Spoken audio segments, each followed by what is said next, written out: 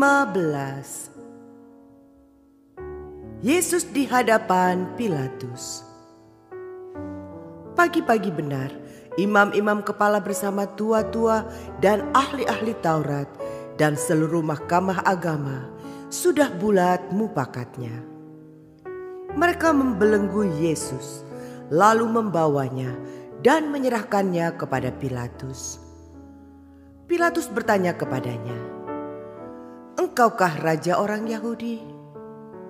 Jawab Yesus, "Engkau sendiri mengatakannya." Lalu imam-imam kepala mengajukan banyak tuduhan terhadap dia.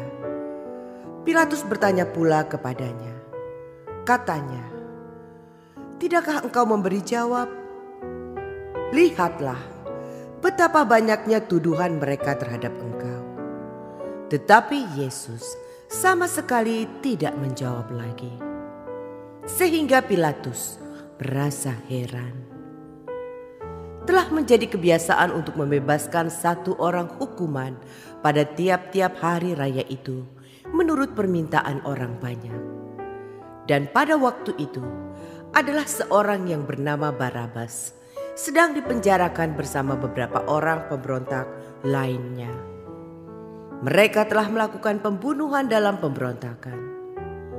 Maka datanglah orang banyak dan meminta supaya sekarang kebiasaan itu diikuti juga. Pilatus menjawab mereka dan bertanya, "Apakah kamu menghendaki supaya kubebaskan raja orang Yahudi ini?" Ia memang mengetahui bahwa imam-imam kepala telah menyerahkan Yesus karena dengki. Tetapi imam-imam kepala menghasut orang banyak untuk meminta supaya Barabaslah yang dibebaskannya bagi mereka. Pilatus sekali lagi menjawab dan bertanya kepada mereka, "Jika begitu, apakah yang harus kuperbuat dengan orang yang kamu sebut raja orang Yahudi ini?" Maka mereka berteriak lagi, katanya, "Salibkan dia!" Lalu Pilatus berkata kepada mereka, "Tetapi kejahatan apakah yang telah dilakukannya?" Namun mereka makin keras berteriak, "Salibkan dia!" Dan oleh karena Pilatus ingin memuaskan hati orang banyak itu, ia membebaskan Barabas bagi mereka. Tetapi Yesus disesahnya lalu diserahkannya untuk disalibkan. Yesus diolok-olokkan. Kemudian serdadu-serdadu membawa Yesus ke dalam istana, yaitu gedung pengadilan, dan memanggil seluruh pasukan berkumpul. Mereka mengenakan jubah ungu kepadanya, menganyam sebuah mahkota duri dan menaruhnya di atas kepalanya. Kemudian mereka mulai memberi hormat kepadanya, katanya, "Salam, hai Raja orang Yahudi." Mereka memukul kepalanya dengan buluh dan meludahinya dan berlutut menyembahnya. Sesudah mengolok-olokkan dia, mereka menanggalkan jubah ungu itu daripadanya dan mengenakan pula pakaiannya kepadanya. Yesus disalibkan. Kemudian Yesus dibawa keluar untuk disalibkan. Pada waktu itu lewat seorang yang bernama Simon, orang Kirene, ayah Alexander dan Rufus, yang baru datang dari luar kota. Dan orang itu mereka paksa untuk memikul salib Yesus. Mereka membawa Yesus ke tempat yang bernama Golgota, yang berarti tempat tengkorak. Lalu mereka memberi anggur bercampur mur kepadanya, tetapi ia menolaknya. Kemudian mereka menyalibkan dia. Lalu mereka membagi pakaiannya dengan membuang undi atasnya untuk menentukan bagian masing-masing. Hari jam 9 ketika ia disalibkan. Dan alasan mengapa ia dihukum disebut pada tulisan yang terpasang di situ. Raja orang Yahudi. Bersama dengan dia disalibkan dua orang penyamun. Seorang di sebelah kanannya dan seorang di sebelah kirinya. Demikian genaplah nas Alkitab yang berbunyi, ia akan terhitung di antara orang-orang durhaka. Orang-orang yang lewat di sana menghujat dia, dan sambil menggelengkan kepala, mereka berkata, "Hai engkau yang mau merubuhkan bait suci dan mau membangunnya kembali dalam 3 hari, turunlah dari salib itu dan selamatkan dirimu."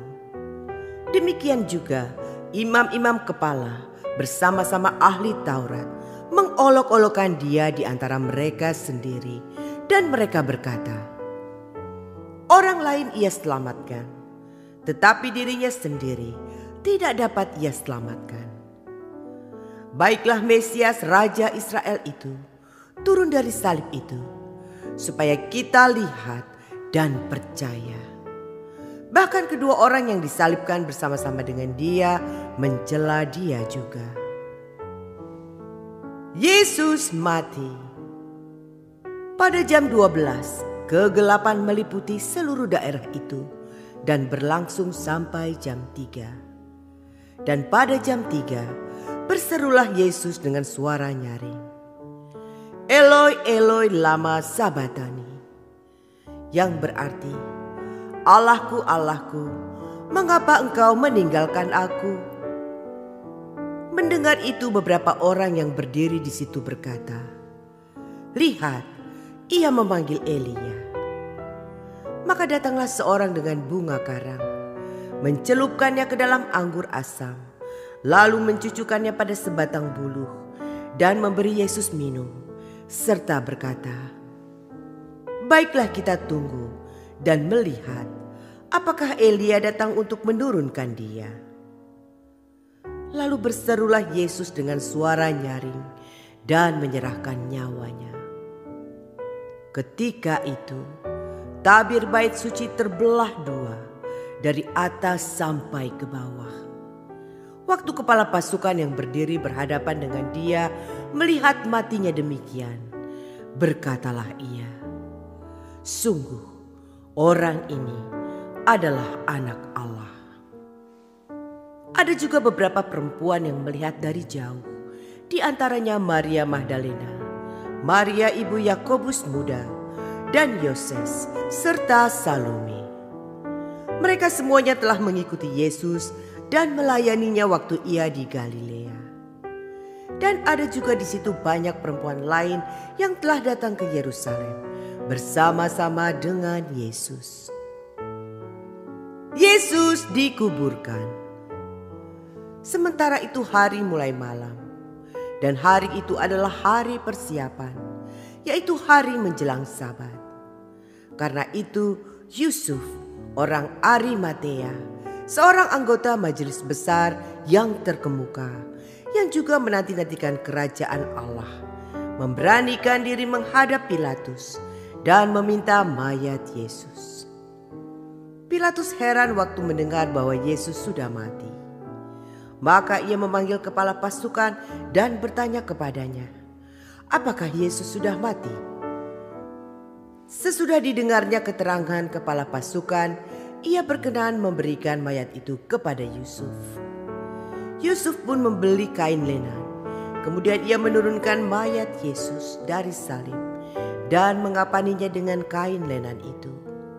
Lalu ia membaringkan dia di dalam kubur yang digali di dalam bukit batu.